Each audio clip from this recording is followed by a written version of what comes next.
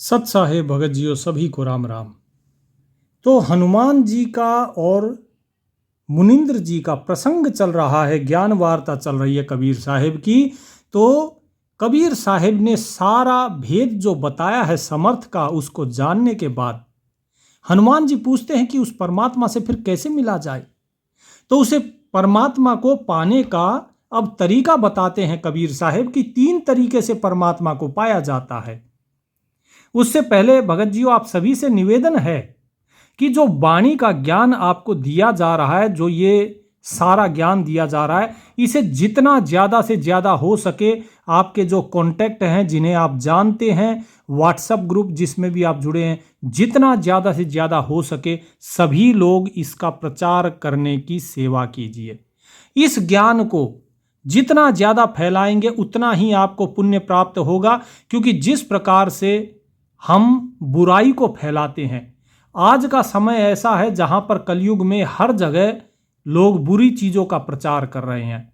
अगर अज्ञान का प्रचार हो रहा है तो सच्चे ज्ञान का प्रचार होना भी बहुत मुश्किल है। बहुत जरूरी है सच्चे ज्ञान का प्रचार होना, क्योंकि यदि सच्चे ज्ञान का प्रचार होगा तभी लोग इस अंधकार से, दुविधा से बाहर आ पाएंगे, अज्ञान से बाहर आ पाएंगे। नहीं तो दुविधा में ही उनका जन्म निष्फल हो जाएगा। गुरुदेव कहते हैं कि ये एक अभय दान है, वाणी का प्रचार एक अभय दान है। और साहिब भी अपनी वाणी में कहते हैं, अनभय पाठ पढ़े जो हंसा, धन धन तिनके हैं कुलवंशा। कि जो इस अनुभव वाणी को पढ़ता है, सुनता है, उसका कुल, उसका वंश धन्य हो जाता है। और जो रोजाना इसका पाठ कर रहा है उसकी तो गति ही निराली होगी।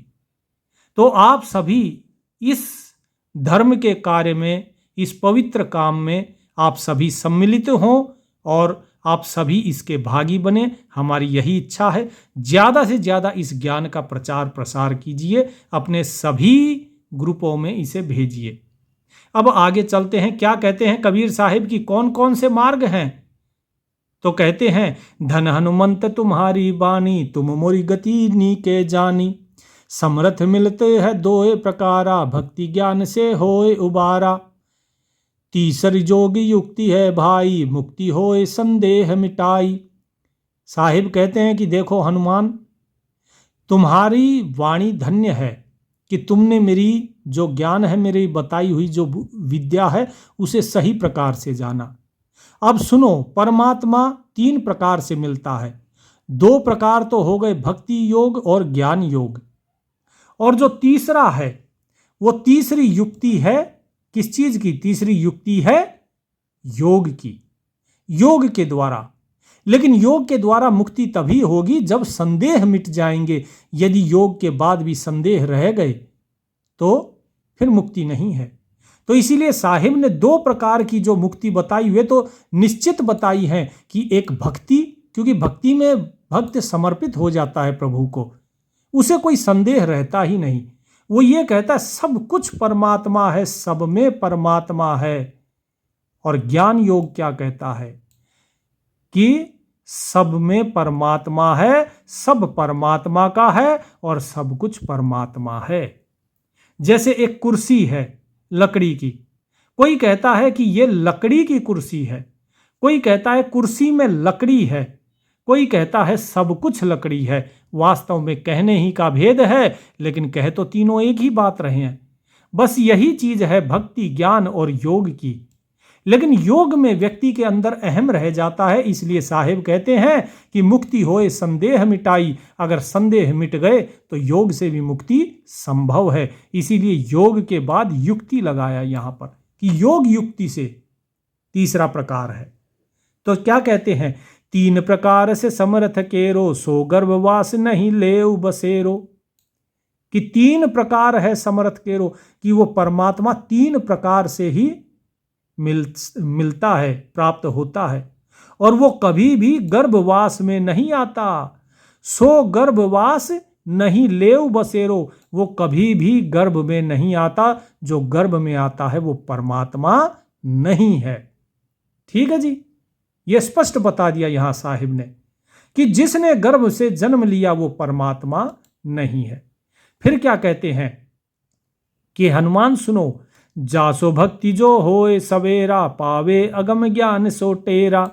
सतगुरु केवल है निज ज्ञाना, सो बिरले कोई साधु जाना।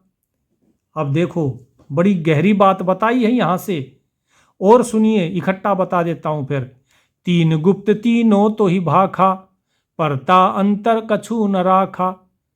सो अपने मन करो विचारा, समरथ नाम सो पइयो सारा। अब देखिए, ध्यान से सुनिए इस बात को। साहिब कहते हैं कि ये तीनों गुप्त भेद हैं जो मैंने आपको बताए, इसमें कोई भी पर्दा नहीं रखा है, मैंने पूरा बता दिया ये तीनों गुप्त चीजें। इसलिए अपने मन में विचार करो, और समर्थ का जो नाम है जो तुम्हें सो पाइयो सारा, समर्थ नाम अर्थात उस मालिक का नाम सुमरन करके उस सार को पाओ, उस परमात्मा को पाओ। ठीक है जी। लेकिन अब इस चीज को एक चीज और है, और वो क्या है? वो ये है कि जासो भक्ति जो होए सवेरा, पावे अगम ज्ञान सो टेरा। कि जिसके अंदर भक्ति की प्रधानता होती है, जिसके हृदय में भक्ति रूपी सवेरा हो जाता है, उसे ही अगम ज्ञान मिलता है। कौन सा अगम ज्ञान? सो टेरा। जो अगम ज्ञान मैंने कहा है वो अगम ज्ञान प्राप्त होता है। और क्या कहा? सतगुरु केवल है निज ज्ञाना। निज, निज अर्थात सतगुरु कौन है? निज ज्ञाना। निज का अर्थात होता है आत्म, यानी कि जो आत्म ज्ञान है ना, जब उस अनुभव, ये सिर्फ वचनों वाले लिखे हुए आत्मज्ञान की बात नहीं कही जा रही, यहां कही जा रही है जो अनुभव कर लिया जाता है, यानी कि जो आत्मज्ञान का अनुभव कर लेता है वही सतगुरु है। ऐसा नहीं है कोई भी पोथी पढ़ के और गुरु बन गए, बोले जी हम सतगुरु हैं, हम जगत गुरु हैं, हम ग्रंथों का भाव बताते हैं, हम जो है वेद पुराणों में से निकाल के बताते हैं ना। ये तो सब पोथी पढ़ने वाले हैं, ये तो सब वो जो कहते हैं ना कथावाचक, कथावाचक हैं ये। तो क्या कहा कि सतगुरु केवल है निज ज्ञाना, सो बिरले कोई साधु न जाना। कोई बिरला ही साधु उस सतगुरु को जानता है, इस निज ज्ञान को, आत्मज्ञान को। और जिसने आत्मज्ञान प्राप्त कर लिया वही सतगुरु हो जाता है। जब तक आत्मज्ञान नहीं प्राप्त हुआ तब तक सतगुरु नहीं। तो उम्मीद करता हूं आपको समझ आई होगी कि सतगुरु किस प्रकार से, किस उपाधि का नाम है। फिर आगे क्या कहते हैं? फिर कहते हैं कि सो प्रथम भक्ति करो समरथ की, योग युक्ति ज्ञान सुननी की।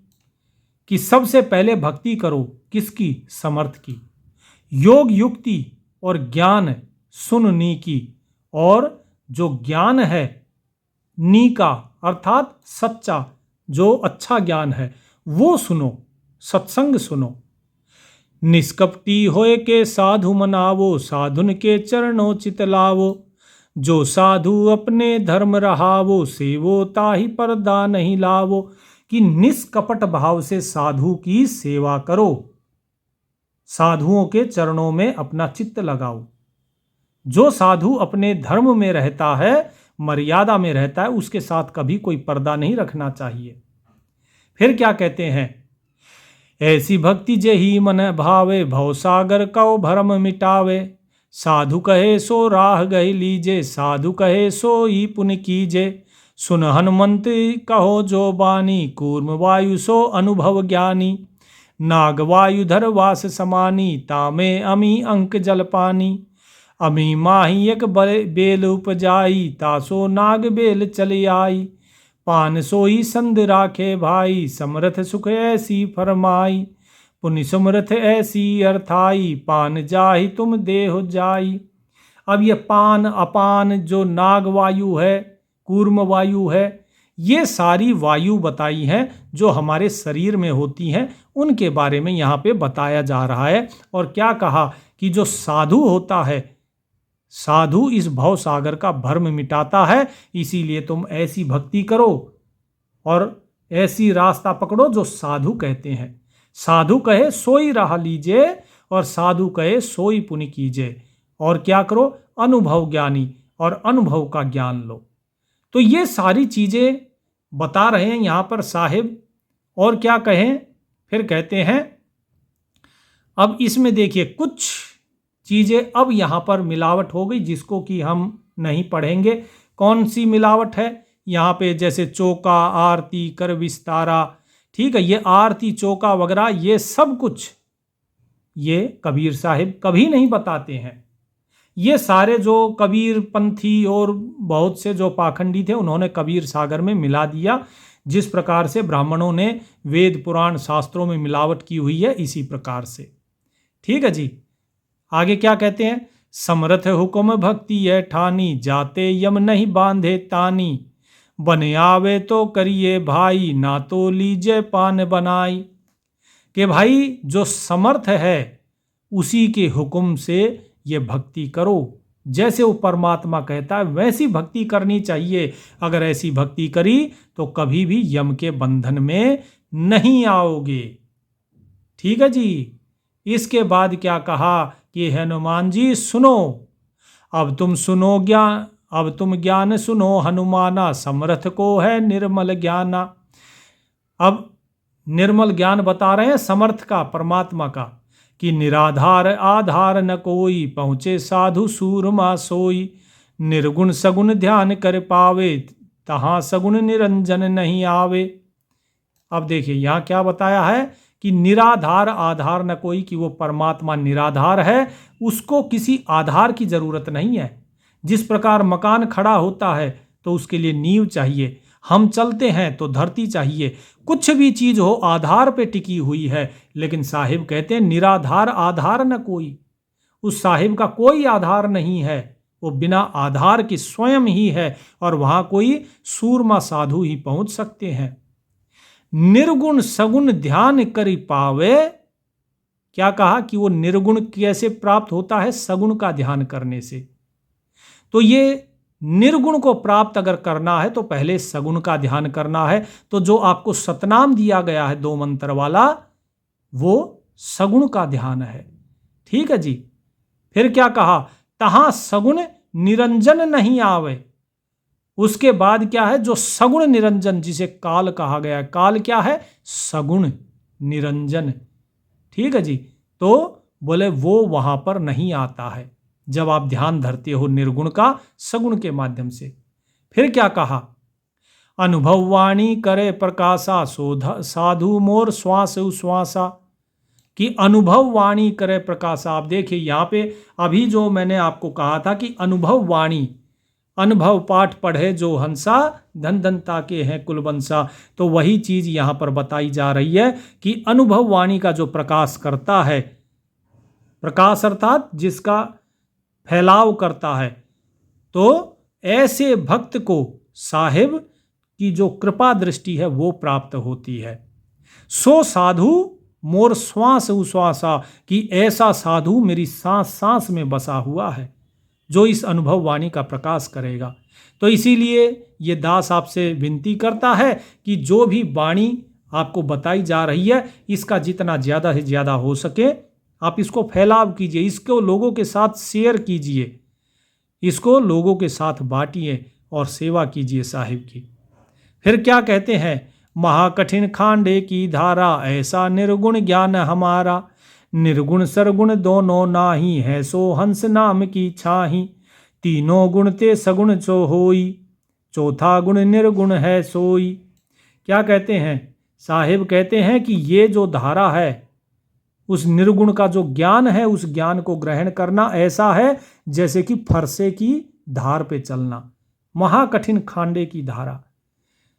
तो ये बड़ा ही मुश्किल रास्ता है कि जिस पे पैर धरोगे तो इतना बारीक है कि काट भी सकता है पैर, जैसे बहुत तेज धार होती है ना फरसे की, ऐसे ही कहने का अर्थ है कि यहाँ इस मार्ग पे चलना बड़ा मुश्किल है, ये मन चलने नहीं देता। निर्गुण सरगुण दोनों नाही, निर्गुण और सगुण इन दोनों के चक्कर में कभी मत फंसना कि परमात्मा निर्गुण है या सरगुण है। सो हंस नाम की छाही, कि ये क्या है, ये निर्गुण सरगुण क्या है, बोले ये तो हंस के नाम की छाया है, बस ये छाया है और कुछ नहीं, क्योंकि परमात्मा इनसे परे है। तीनों गुणते सगुण होई। इन जो तीनों गुण रजोगुण तमोगुण सतोगुण, इनसे सगुण होता है, सगुण पैदा होता है। लेकिन चौथा गुण निर्गुण है सोई, कि चौथा गुण क्या है? निर्गुण। जो इन तीनों गुणों से परे है वो है निर्गुण। लेकिन परमात्मा क्या है? क्या बताते हैं? निर्गुण सगुण दो के पारा, शब्दरु श्वास नहीं ओंकारा। अद्भुत ज्ञान विकट है भाई, विकट राह कोई बिरले पाई। ज्ञान गहे बिनु मुक्ति न होई, कोटिक लिखे पढ़े जो कोई। कि कितना ही पढ़ लो लिख लो, लेकिन ज्ञान के बिना मुक्ति नहीं होगी, क्योंकि ज्ञान के बिना संशय रहा रहेगा। लेकिन कौन सा ज्ञान?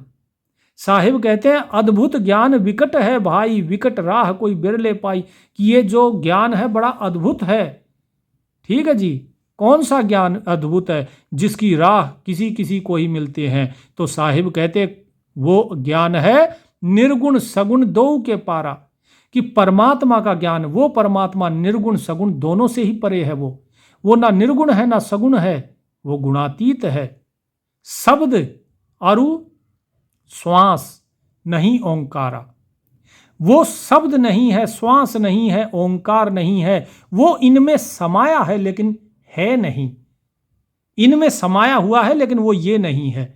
जिस तरह सपना जब आप देखते हैं तो उसके सपने के कण कण में आप समाये होते हो, लेकिन फिर भी आप स्वयं सपना नहीं होते, आप उससे अलग होते हो। आप तो बाहर सो रहे हो।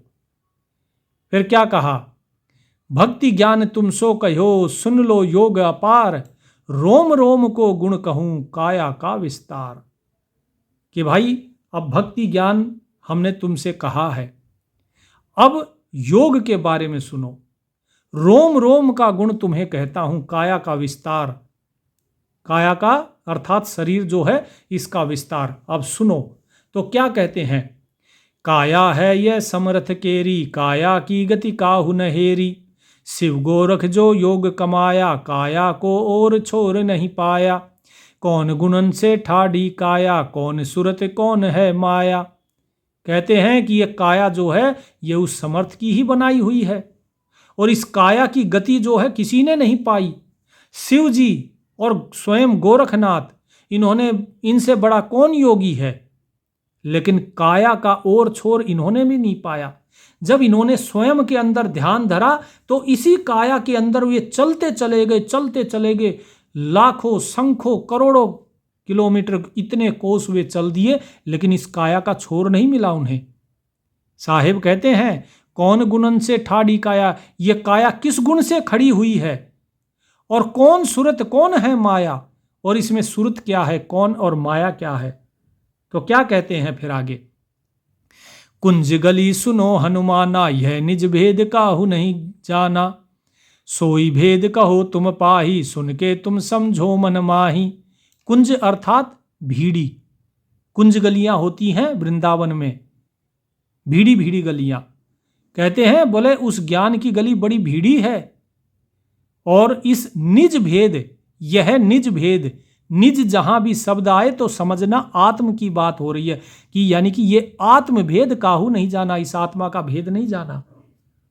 सोई भेद कहो तुम पाही, अब वही भेद मैं तुम्हें समझा रहा हूं कि इस आत्म भेद को, निज भेद को तुम अपने मन में धारण करो। बड़े बड़ाई सब पचिहारे, यह निज भेद है अगम अपारे। बड़े बड़े अपनी बड़ाई कर करके थक गए कि हम यहां तक पहुंचे, वहां तक पहुंचे, लेकिन इस आत्म भेद, इस निज भेद को पा नहीं पाए। ये और भी अगम है, अपार है ये तो। अब सुनिए क्या कहते हैं निज भेद के बारे में। समरथ सागर समरथ वासा, तासो उपजी समरथ श्वासा। श्वासा अंतर बोले जो बानी, अमी बूंद ढर के यक जानी। तासो बीज भये अंकुरा, काया कारण सब भरपूरा। सोई बीज धर्म राय जो पाया, शक्ति एक धर जामन लाया। सोवै शक्ति रक्त की मूला, तासो भयो बीज अस्थूला। काया की गति अगम अपारा, हनुमतता को तुम करो विचारा। तीन लोक जाहिर है भाई, सो सब काया भीतर आई। कहते हैं कि जो तीनों लोक तुम बाहर ढूंढ रहे हो, ये सब काया के अंदर है। कहां से आई काया? कि उस समर्थ परमात्मा ने, वो उसको समझो कि वो एक सागर है और वो उसी में निवास करता है, और उसी में से क्या है, ये श्वास, ये पवन उत्पन्न होती है। ठीक है जी। तो यहां पर सागर क्या हो गया, सागर हो गया ये शरीर। इस शरीर के अंदर ही जो है हम निवास करते हैं, आत्मा निवास करती है, और उसी से ही, शरीर से ही ये जो श्वास है ये आती और जाती है। इसी शरीर के अंदर में ही श्वासा अंतर बोले जो वाणी, और इन श्वास श्वास में अब वाणी बोली जाती है। बिना श्वास के कोई बोल नहीं सकता है। और इसी के अंदर अमृत बूंद पैदा होती है। तासो बीज भये अकूरा, काया कारण सब भरपूरा। और उसी में ही ये बीज पैदा होता है काया का, शरीर का, और इस काया के कारण ही ये सारा लोक चल रहा है। यही बीज जो है धर्मराय को मिला था।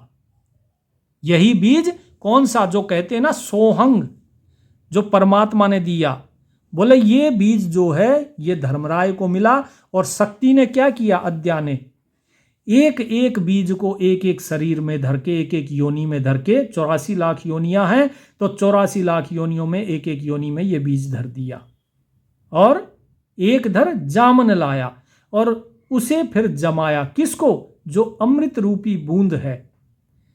ठीक है जी। श्वास श्वास के द्वारा जो ये बूंद पैदा होती है।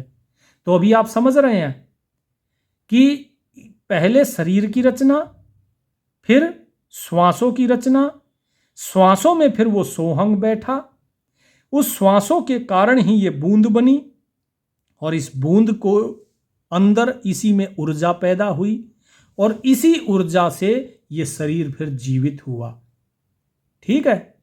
तो इस प्रकार से साहिब यहां समझा रहे हैं।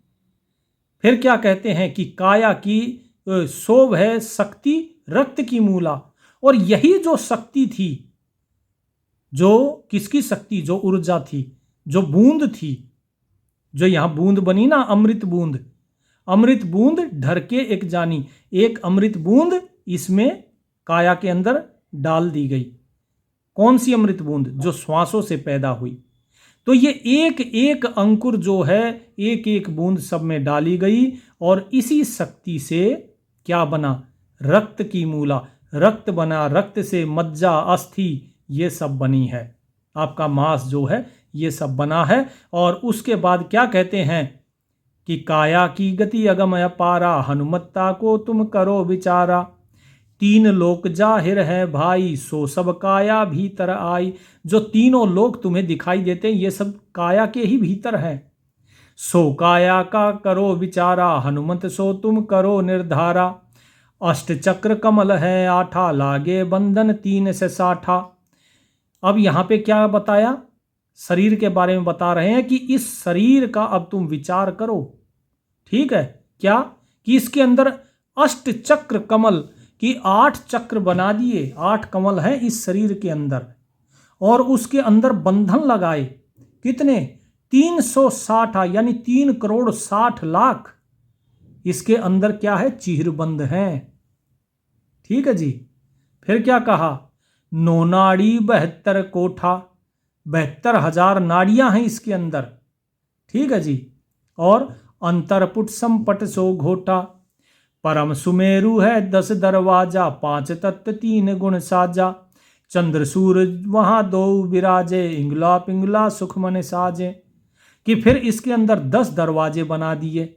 9 दरवाजे जो प्रकट दिखाई दे रहे हैं, आंख नाक मुख कान गुदा उपस्थ, और फिर 10वां है सहस्रार। ठीक है जी। उसके बाद क्या कहा, 5 तत्व 3 गुण इसके अंदर लगा दिए शरीर में। फिर चंद्र सूर्य 2 बना दी नाड़ियां, कौन सी, इला और पिंगला। ठीक है। फिर क्या कहा कि 7 समुंदर काया कै माही, 900 नदी बहे तिस ठाही।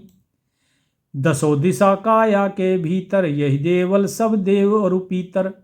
कहते हैं कि काया जो समुंदर है ना, 7 समुंदर, बोले सब कुछ इस काया के ही अंदर है। ठीक है जी।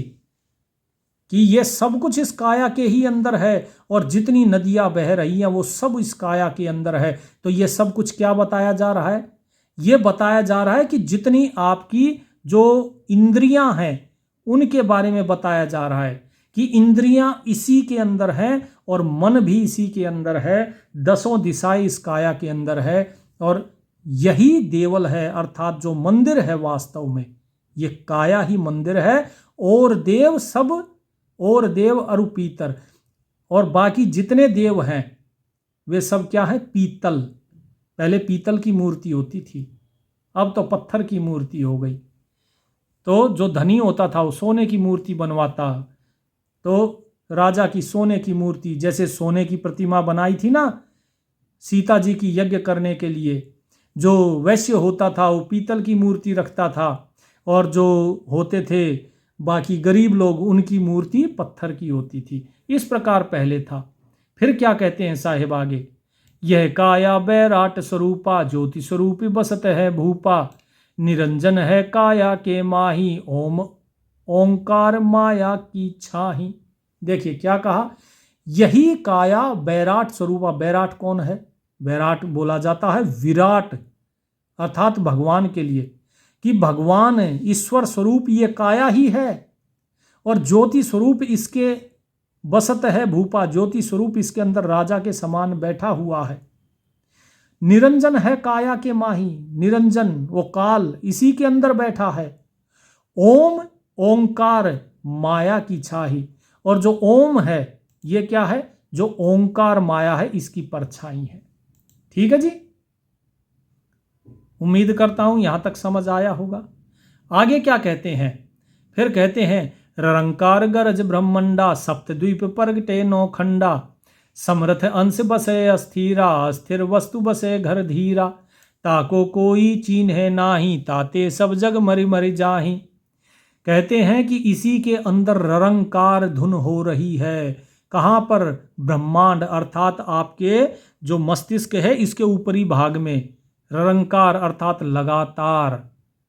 7 द्वीप 9 खंड इसी से ही प्रकट हुए हैं। समर्थ अंश बसे अस्थिरा, जो समर्थ का अंश है वो इस काया के अंदर स्थिर है, अर्थात जो आत्मा है वो इसी के अंदर है।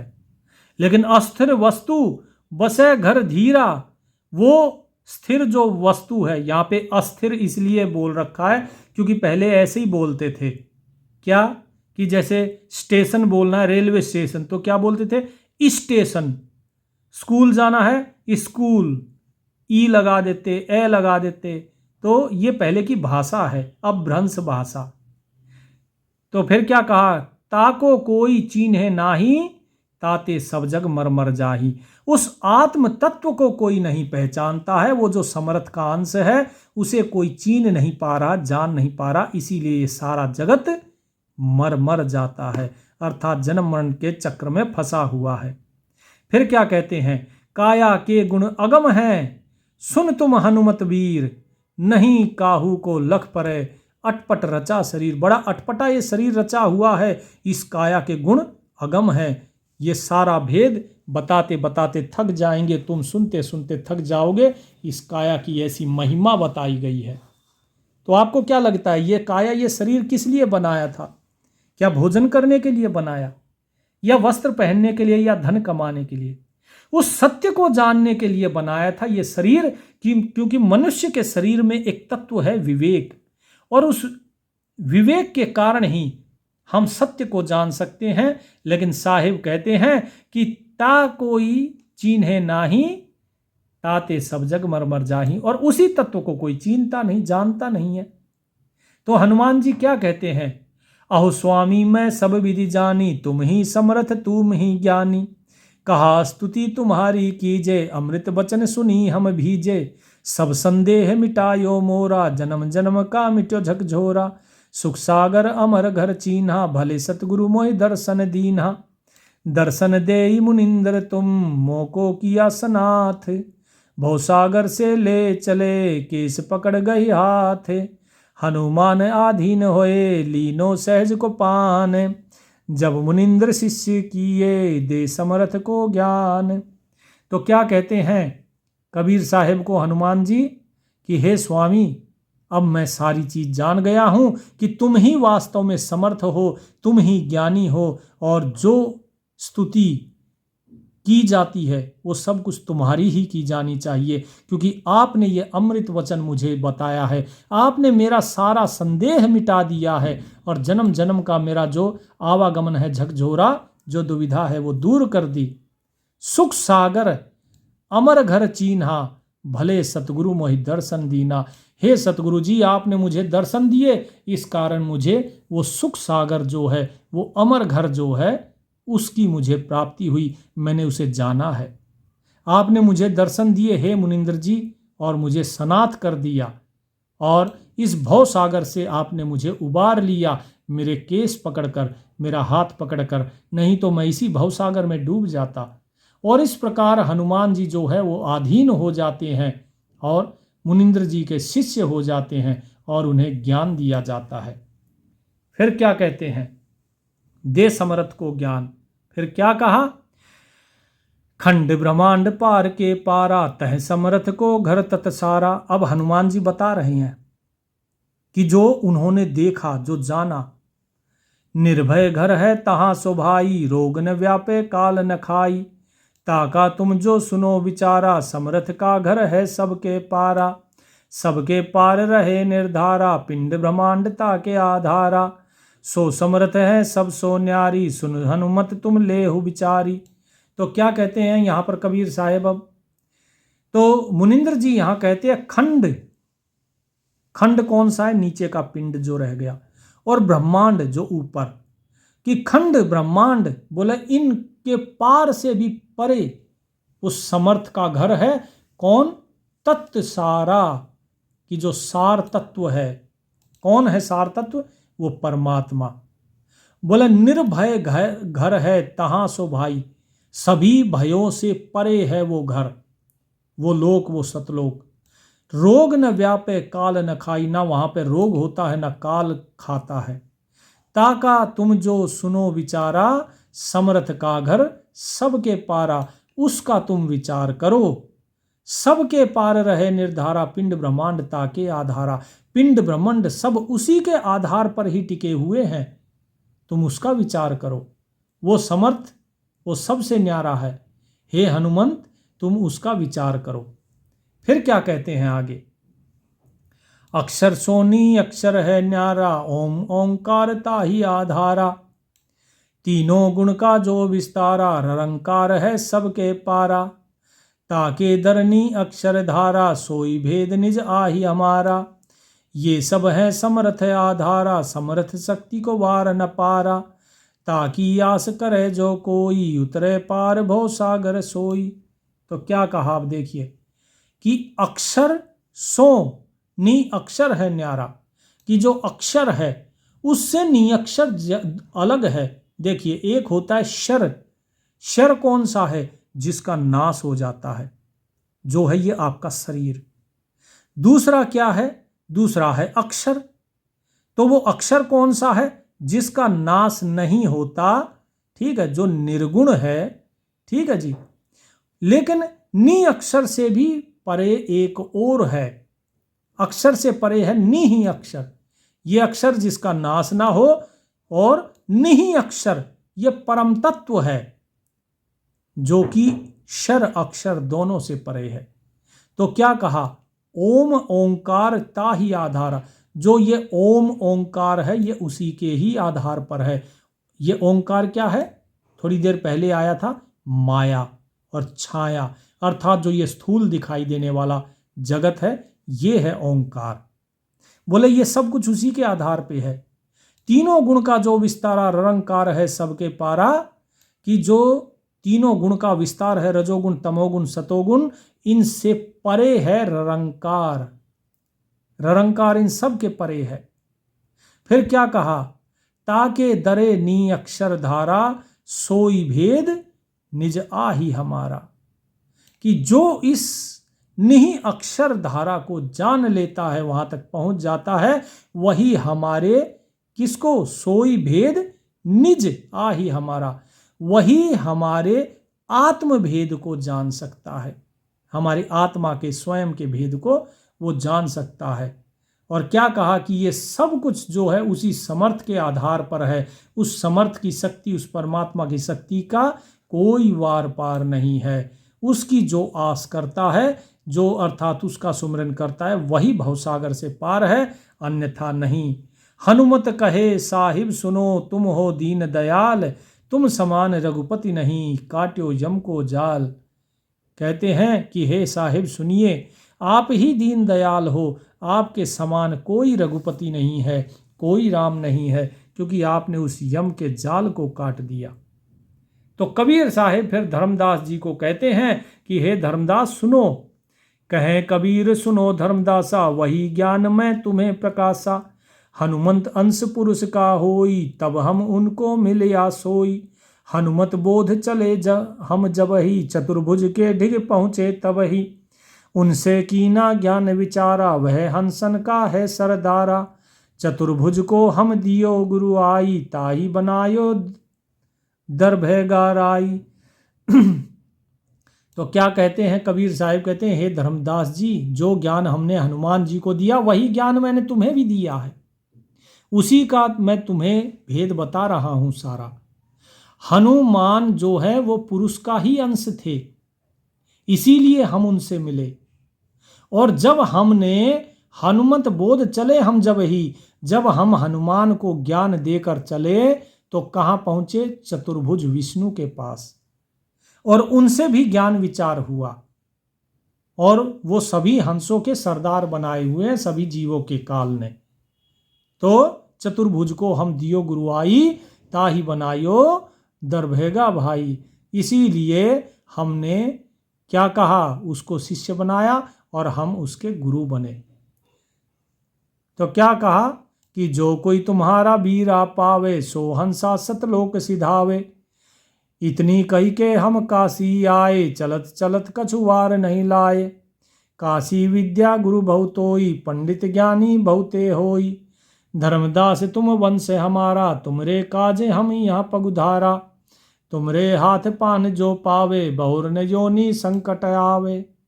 क्या कहते हैं कि अब जो तुम्हारे हाथ से ये नाम प्राप्त करेगा, जो नाम हमने तुम्हें दिया है, ये नाम जो प्राप्त करेगा वो सतलोक जाएगा। तो इतना कहकर काशी आ गए, और इसके बाद काशी में ही वे बहुत दिन तक रहे। तो ये सारा जो बोध था, ये हनुमान जी के जो चर्चा हुई कबीर साहिब के साथ, वे सारी चीज़ें हैं।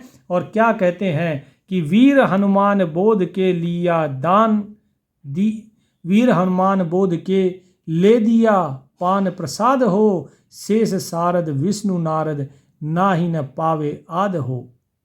नाही न पावे आद शिव ब्रह्मा अरु सारद, तुमरो वदन निहार धर्मदास वंदन करे। कहते हैं कि जो ज्ञान हनुमान जी को मिला कबीर साहिब के द्वारा, बोले शेष सरस्वती विष्णु नारद आदि सब भाग रहे हैं, उसे ढूंढ रहे हैं, लेकिन फिर भी उस आदि ज्ञान को नहीं पा रहे। तो यहाँ पर होता है ये अनुमान बोध समाप्त।